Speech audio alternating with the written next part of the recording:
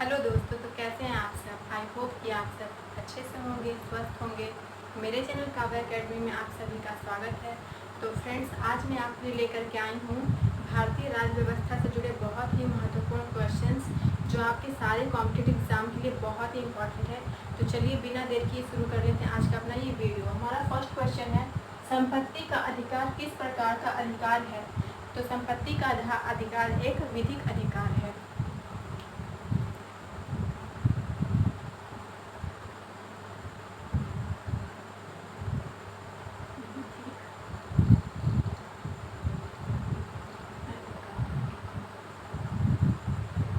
ठीक है फ्रेंड्स, संपत्ति का एग्जाम में पूछ लिया जाता है संपत्ति का अधिकार किस प्रकार का अधिकार है। तो इसका आंसर हो जाएगा संपत्ति का अधिकार एक विधिक अधिकार है। सेकंड क्वेश्चन देख लीजिए, उद्देश्य प्रस्ताव को सर्वसम्मति से कब स्वीकार किया गया। तो उद्देश्य प्रस्ताव को सर्वसम्मति से प्रस्तावित किया गया था 22 जनवरी 1947 ईस्वी को।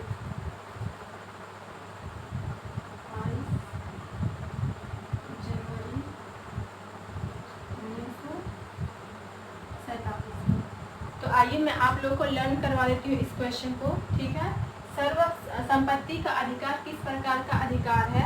तो संपत्ति का अधिकार एक विधिक अधिकार है। ठीक है, सेकंड क्वेश्चन देखिए, उद्देश्य प्रस्ताव को सर्वसम्मति से कब स्वीकार किया गया। तो उद्देश्य प्रस्ताव को सर्वसम्मति से प्रस्तावित किया गया 22 जनवरी 1947 ईस्वी को। संपत्ति का अधिकार किस प्रकार का अधिकार है। तो संपत्ति का अधिकार एक विधिक अधिकार है।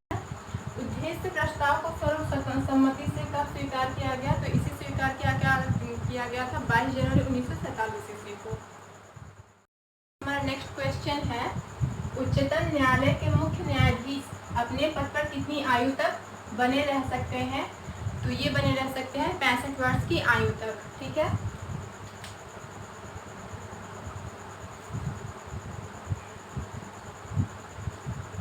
फोर्थ क्वेश्चन देखिए, संविधान के कौन से भाग में संघ लोक सेवा आयोग का उल्लेख है। तो संविधान के 14वें भाग में संघ लोक सेवा आयोग का उल्लेख किया गया है।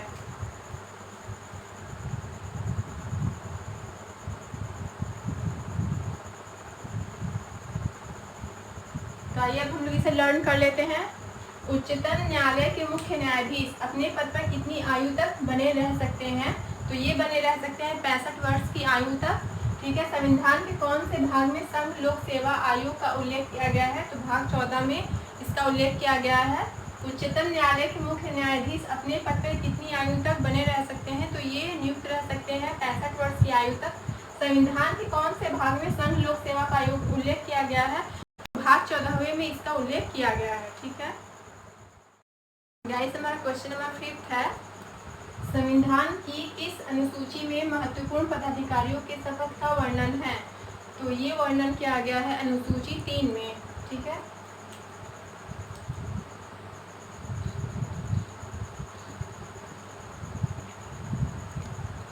अनुसूची संख्या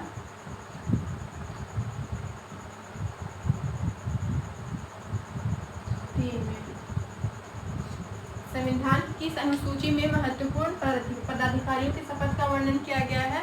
तो ये वर्णन किया गया है अनुसूची 3 में। 71वें संविधान संशोधन अधिनियम द्वारा कौन सी भाषा जोड़ दी गई थी। तो ये जोड़ी गई थी नेपाली भाषा को।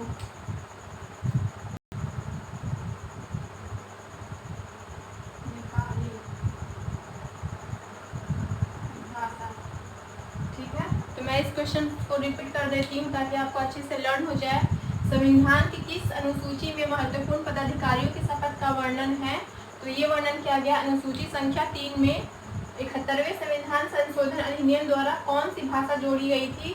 तो ये जोड़ी गई थी नेपाली भाषा। ठीक है, संविधान की किस अनुसूची में महत्वपूर्ण पदाधिकारियों का शपथ का वर्णन है। तो ये वर्णन किया गया अनुसूची संख्या 3 में। 71वें संविधान संशोधन अधिनियम द्वारा कौन सी भाषा जोड़ी गई थी। तो ये जोड़ दी गई थी नेपाली भाषा को। क्वेश्चन नंबर 7 है हमारा, 11वां मूल कर्तव्य कौन से संविधान संशोधन द्वारा जोड़ा गया है। तो ये जोड़ा गया है 86वें संविधान संशोधन द्वारा।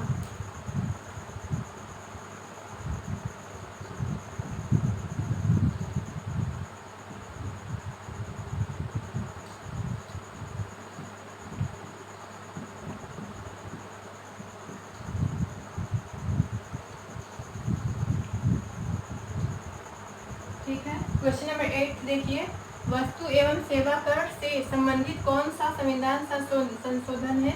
तो ये संशोधन है 101वां।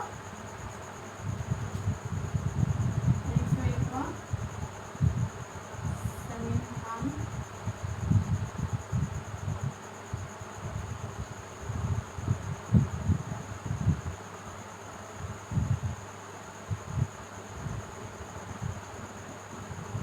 ठीक है। तो आइए हम लोग इसे रिपीट कर लेते हैं। 11वां मूल कर्तव्य कौन से संविधान संशोधन द्वारा जोड़ा गया है? तो ये जोड़ा गया है 86वें संविधान संशोधन से। वस्तु एवं सेवा कर से संबंधित कौन सा संविधान संशोधन है? तो ये संशोधन है 101वां। ठीक है। 11वां मूल कर्तव्य कौन से संविधान संशोधन द्वारा जोड़ा गया है? तो ये जोड़ा गया 86वें संविधान संशोधन द्वारा।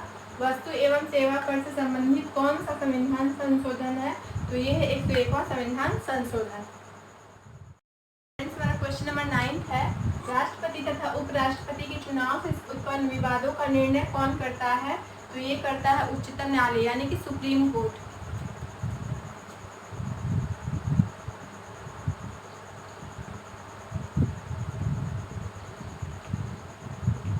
उच्चतम न्यायालय। क्वेश्चन नंबर 10 देखिए, मंत्रिपरिषद सामूहिक रूप से किसके प्रति उत्तरदायी होता है?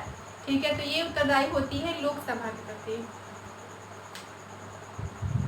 लोकसभा।